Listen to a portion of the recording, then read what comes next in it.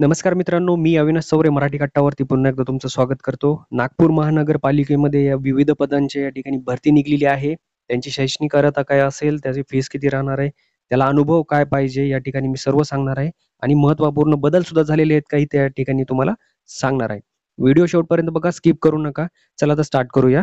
यामध्ये बघा तुम्हाला परीक्षेसाठी अर्ज करायचा आहे. नागपूर महानगरपालिकेमध्ये भरती निघलेली आहे. परीक्षा अर्ज सादर करण्याचं वेळापत्रक जे दिलंय. परीक्षेसाठी ऑनलाईन अर्ज स्वीकृतीचा कालावधी 26/12/2024 ते 15/1/2025 पर्यंत आहे. परीक्षेसाठी परिपूर्ण अर्ज सादर करण्याचा आणि अंतिम दिनांक 15/1/2025 पर्यंत असेल. ऑनलाईन पद्धतीने वीज शुल्क भरण्याचा फक्त शुल्कासाठी तो सुद्धा 15/1/2025 पर्यंत शेवट असेल. परीक्षेकरता प्रवेश पत्र उपलब्ध होण्याचा दिनांक आणि ऑनलाईन परीक्षेचा दिनांक तुम्हाला nme.nagpur.gov.in या वेबसाईटवरतीच तुम्हाला जाऊन वेळोवेळी कळवण्यात येणार आहे. यामध्ये बघा परीक्षा ही जी आहे कम्प्युटर बेस्ड टेस्ट होणार आहे. वेगवेगळ्या परीक्षा केंद्रांवरती घेण्यात येणार आहे. खाली बघूया या ठिकाणी बघा पदाचे नाव दिलेले आहेत. कनिष्ठ अभियंता स्थापत्य या ठिकाणी 7व्या वेतन आयोगानुसार त्यांची वेतन श्रेणी दिलेली आहे. भरावीची पदसंख्या जी आहे त्याची 36 आहे. त्यानंतर कनिष्ठ अभियंता विद्युत दिलेला आहे. 3 पदे आहेत त्या ठिकाणी. नर्स, परिचारिका, GNM या ठिकाणी 52 पदे आहेत. वृक्ष अधिकारी यांचे 4 पद आहेत आणि खाली 5 नंबरला जे आहे स्थापत्य अभियांत्रिकी सहाय्यक याचे 150 पदे अशा मिळून टोटल 245 पदांची ही भरती आहे या ठिकाणी. खाली बघूया या ठिकाणी आरक्षणासंदर्भात या ठिकाणी त्यांनी डिवाइड करून ठेवलेले ते सर्व पदे या ठिकाणी दिलेत. 36 पदे एकूण त्या ठिकाणी बघू शकता. पुढचं पद आहे कनिष्ठ अभियंता विद्युत, ज्युनियर इंजिनियर इलेक्ट्रिकल. भरावीचे पद 3 आहे त्या ठिकाणी तुम्ही बघून घेऊ शकता. नेक्स्ट पद या ठिकाणी दिलेलं आहे नर्स परिचारिका GNM, नर्स GNM.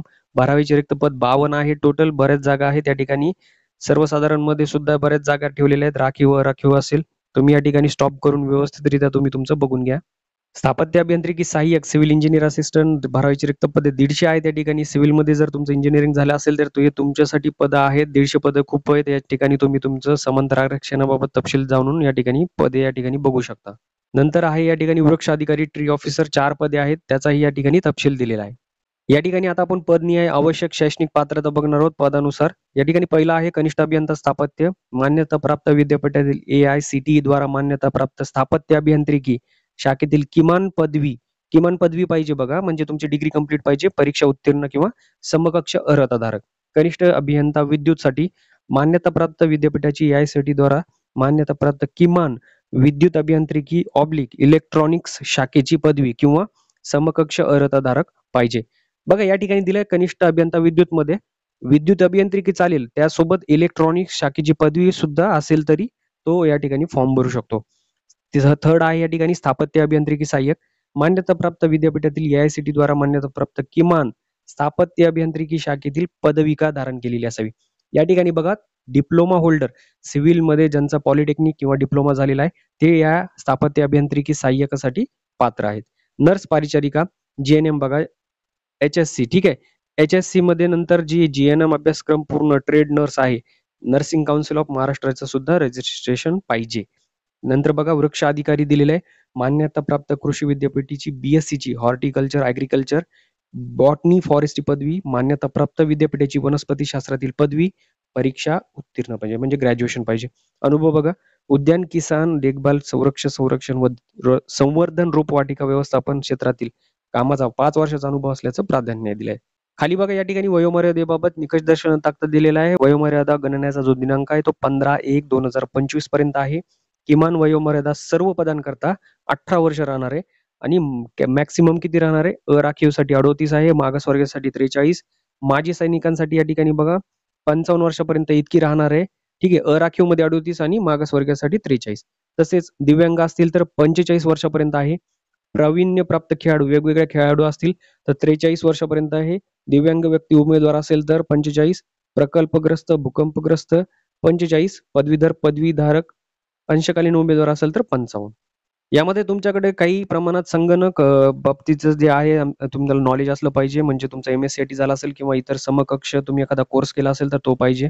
सोबत मराठी भाषेचं ज्ञान असणं आवश्यक आहे. 10वीला तुमचं मराठी विषय असला पाहिजे. अर्हता गणनेचा दिनांक दिलेला आहे आणि निवड प्रक्रिया जी आहे ती ऑनलाईन परीक्षा थ्रू असणार आहे.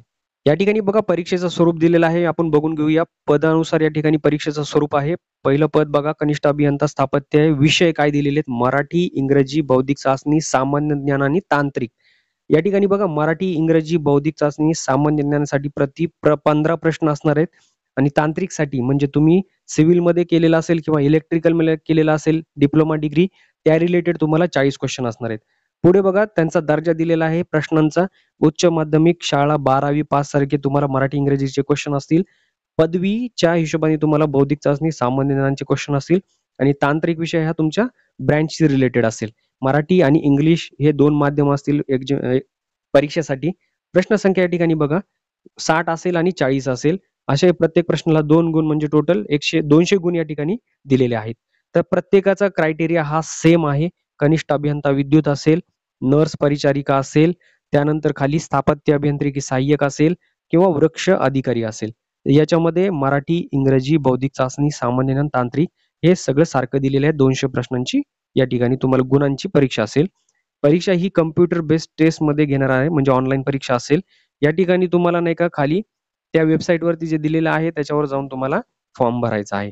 नेक्स्ट बघूया. या ठिकाणी बघा विविध कागदपत्रे दिलेली आहेत त्यांनी म्हणजे कागदपत्र अधिवास प्रमाणपत्र असेल, नावाचा पुरावा SSCचा असेल, वयाचा पुरावा असेल. हे तुम्हाला फॉर्मॅट दिलेलं आहे JPEG, JPG, PDF. या ठिकाणी तुम्हाला किमान फाईल साईज 100 KB आणि कमाल 2 MB पर्यंत करायचा आहे. तर या ठिकाणी व्यवस्थित तुम्ही तुमचे डॉक्युमेंट बघून घेऊ शकता. या ठिकाणी बघा सदर भरती प्रक्रियेमध्ये खालील परीक्षा शुल्क आकारले जाणार आहे. अराखीव जर असाल तर त्यासाठी तुम्हाला ₹1000 फीस आहे. मागासवर्गीय आर्थिक दुर्बल घटक अनाथ असाल तर ₹900 फीस आहे. ही परीक्षा फीस नॉन रिफंडेबल आहे. खाली बघा माजी सैनिक जर असाल तुम्ही तर उमेदवारासाठी परीक्षा शुल्क लागू राहणार नाहीये. या ठिकाणी परीक्षा केंद्र जे आहे ते केंद्रांच्या उपलब्धतेनुसार तुम्हाला देण्यात येणार आहे. त्यामुळे वेळोवेळी तुम्हाला साईटवर जाऊन या ठिकाणी चेक करायचं आहे. या ठिकाणी बघा जर तुम्ही एक किंवा अधिक परीक्षेसाठी अर्ज करताय तर त्यासाठी काय नियम दिलेले आहेत. वेगवेगळ्या संवर्गासाठी जर तुम्ही अर्ज करताय तर तुम्ही करू शकता. प्रत्येक अर्जासाठी तुम्हाला वेगळा स्वतंत्र शुल्क भरावं लागेल. पण तुम्ही एकाच पदासाठी जर एकापेक्षा जास्त अर्ज करताय तर ते ऑनलाईन स्वीकारले जाणार नाहीत. या ठिकाणी दिलेले आहे.